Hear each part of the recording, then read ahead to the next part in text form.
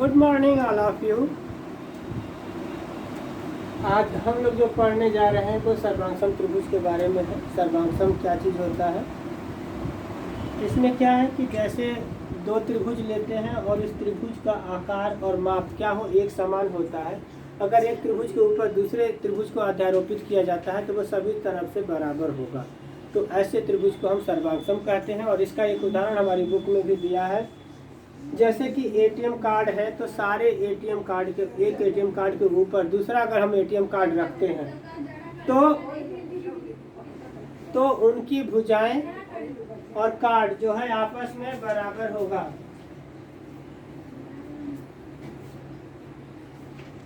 और इसी तरह से त्रिभुज के लिए भी है, तो वो त्रिभुज हमारे क्या हो जाएंगे, सर्वांगसम हो जाएंगे। जैसे त्रिभुज हमको क्या दिया गया है, ए बी सी एक त्रिभुज है, दूसरा त्रिभुज डी ई एफ है। तो ए बी सी के ऊपर अगर हम डी ई एफ त्रिभुज को रखें तो ये सारी भुजाएं आपस में क्या होंगी, बराबर होंगी। तो ऐसे त्रिभुज को हम सर्वांगसम कहते हैं। अब क्या हो जाएगा कि सर्वांगसम के लिए जैसे यहाँ पर लिख देंगे त्रिभुज ए बी सी तथा त्रिभुज डी ई एफ में भुजा ए बी बराबर डी ई, ए सी बराबर डी एफ, बी सी बराबर ई एफ और कोण ए बराबर कोण डी, कोण बी बराबर कोण ई, कोण सी बराबर कोण एफ। ये कोण आपस में बराबर है। तो त्रिभुज हमारा जो है A B C D E, A B C सर्वांगसम हो जाएगा त्रिभुज डी ई एफ के।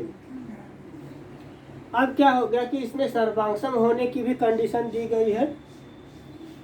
त्रिभुज सर्वांगसम कब होगा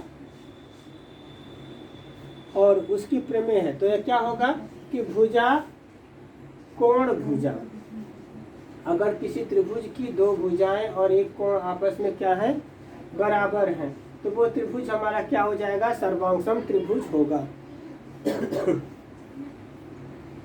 तो सबसे पहले हम देखेंगे कि कह रहा है कि दो त्रिभुज सर्वांगसम, प्रमेय है ये हमारी पहली प्रमेय है।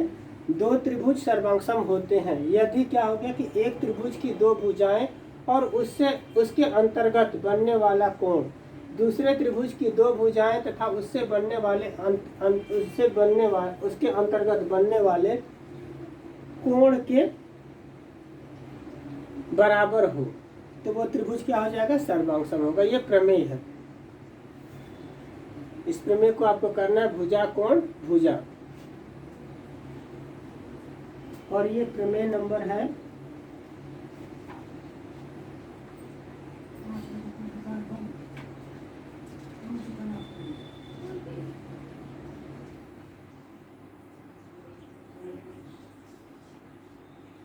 अभिग्रहित दिया हुआ। यह प्रमेय 7.1 हो गया।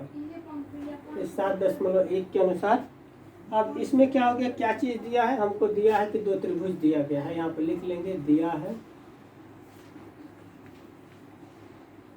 अभिग्रहित या प्रमेय 7.1 बुक में दिया हुआ है आपका। त्रिभुज ए बी सी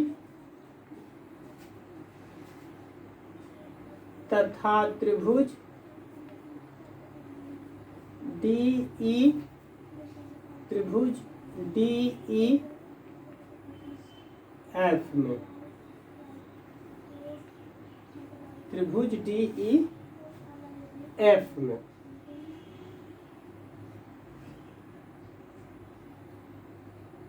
क्या चीज दिया हुआ है, दिया है कि ए बी बराबर पी क्यू। भुजा ए बी, ये वाली भुजा इस भुजा के बराबर है। A B is equal to D E. दूसरा हो जाएगा A C is equal to D F, A C is equal to D F. ये दिया हुआ दो भुजाएं हो गई जो आपस में बराबर हैं। और ये भी दिया है कि कोण बी ए सी बराबर हो जाएगा कोण ई डी एफ के। ये दिया हुआ है। सिद्ध क्या करना है, यहाँ लिखेंगे सिद्ध करना है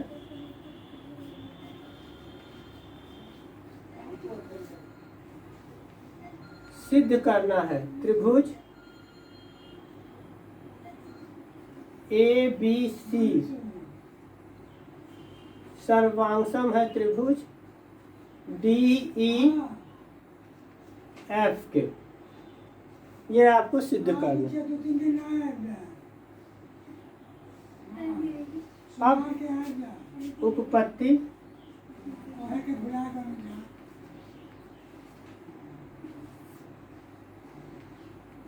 उपपत्ति में क्या है कि त्रिभुज ABC त्रिभुज DEF पर इस प्रकार अध्यारोपित हो रहा है कि A B के संपाती है, यानी कि बिंदु A और D एक दूसरे के क्या है, संपाती है, एक दूसरे के ऊपर है। संपाती का मतलब ये हो गया वो। और AB जो है DE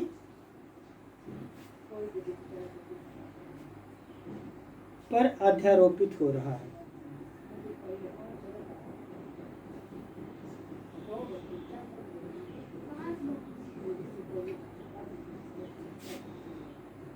तो ये लिखना है कि त्रिभुज ABC त्रिभुज DE तथा त्रिभुज ABC त्रिभुज DEF को इस प्रकार अध्यारोपित करता है कि A जो है D के संपाती हो और AB जो है DE पर अध्यारोपित हो। इसलिए चूंकि क्या हो जाएगा, AB बराबर DE, ये क्या है, दिया हुआ है, यहाँ लिखेंगे, ये ब्रैकेट में दिया है। दूसरा क्या चीज कह रहा है,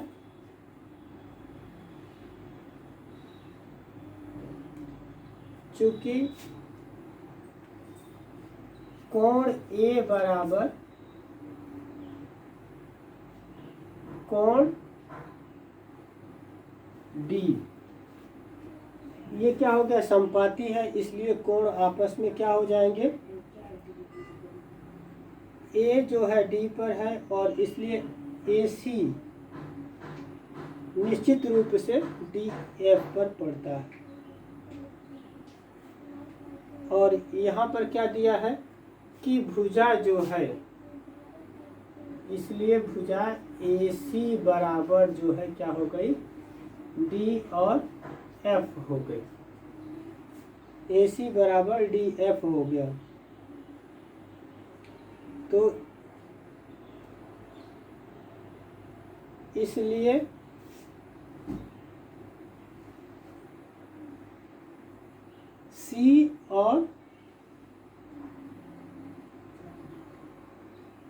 C जो है F पर संपाती होगा। इसलिए त्रिभुज ABC जो है क्या हो जाएगा, सर्वांशम होगा त्रिभुज DEF के। सारी भुजाएं एक दूसरे के संपाती हो गई। CF यहाँ पर AB और DE है, तो A क्या हो गया, D के संपाती हो गया, इसलिए त्रिभुज ABC जो है सर्वांशम त्रिभुज हो गया DEF के। और यही हमको क्या करना था, सिद्ध करना था।